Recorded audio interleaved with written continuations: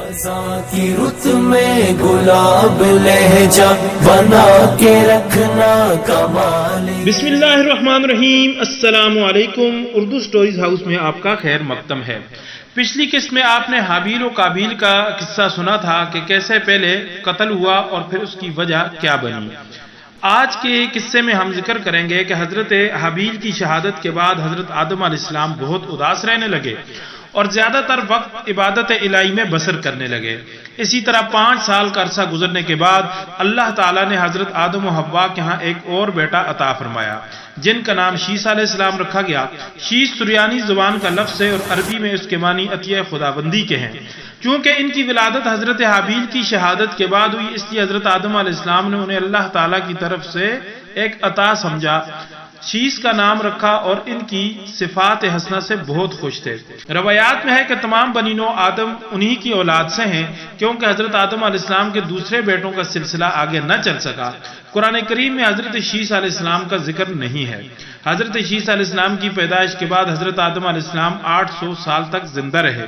حضرت ابو ذر رضی اللہ تعالیٰ عنہ فرماتے ہیں کہ حضور اقدس صلی اللہ علیہ وسلم نے فرمایا کہ اللہ تعالیٰ نے اپنے پیغمبروں پر 100 صحیفے اور 4 کتابیں نازل کی جن میں سے 50 صحیفے حضرت شیس علیہ السلام پر اتارے.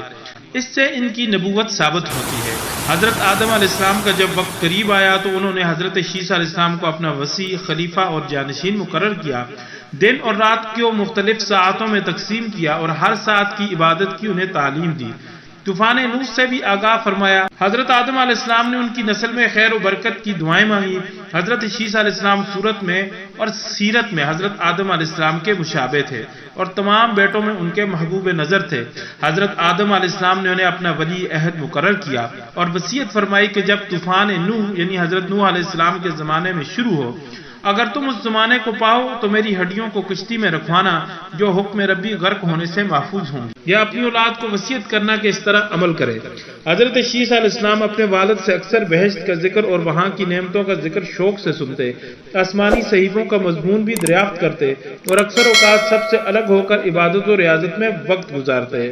جب حضرت آدم علیہ السلام کی موت کا وقت قریب آیا تو آپ نے حضرت شیس علیہ السلام کو بلوایا اور فرمایا کہ بیٹا، جو کچھ تم دیکھ رہے ہو خدا نے اپنی قدرت کے ذریعے ہمیں عطا فرمایا ہے اور خدا نے مجھے حکم دیا ہے کہ میں تمہیں اپنا جانشین مقرر کروں اور اس کی امانتوں کو تمہارے حوالے کر دوں. پھر حضرت آدم علیہ السلام نے فرمایا کہ بیٹا، میری یہ خواہش ہے کہ میں جنت کے میوے کھاؤں. تم پہاڑ پر جاؤ اور جو بھی فرشتہ تمہیں دکھائی دے اس سے کہو کہ میرے والد مریض ہیں اور آپ ان کے لیے جنت سے میوے بطور ہدیہ کے لائیں. حضرت شیس علیہ السلام پہاڑ پر جانے لگے. راستے میں حضرت جبرائیل علیہ السلام کو فرشتوں کی ایک جماعت کے ساتھ دیکھا. جناب حضرت جبرائیل علیہ السلام نے حضرت شیس علیہ السلام کو سلام کیا اور پوچھا کہ آپ کہاں جا رہے ہیں. حضرت شیس علیہ السلام نے پوچھا کہ آپ کون ہیں. جناب حضرت جبرائیل علیہ السلام نے فرمایا میں روح الامین جبرائیل ہوں. حضرت شیس علیہ السلام نے فرمایا میرے والد نے آپ کو سلام کہا ہے اور کچھ جنت کے میووں کی درخواست کی ہے. جناب حضرت جبرائیل علیہ السلام نے فرمایا کہ آپ کے والد پر سلام ہو. اے شیس علیہ السلام، آپ کے والد اس دنیا سے گزر چکے ہیں. اس کے بعد دونوں مل کر حضرت آدم علیہ السلام کے جنازے پر آئے. ہماری یہ ویڈیو مکمل ہوئی. اس کے بعد کیا ہوا وہ اگلی ویڈیو میں ذکر کریں گے.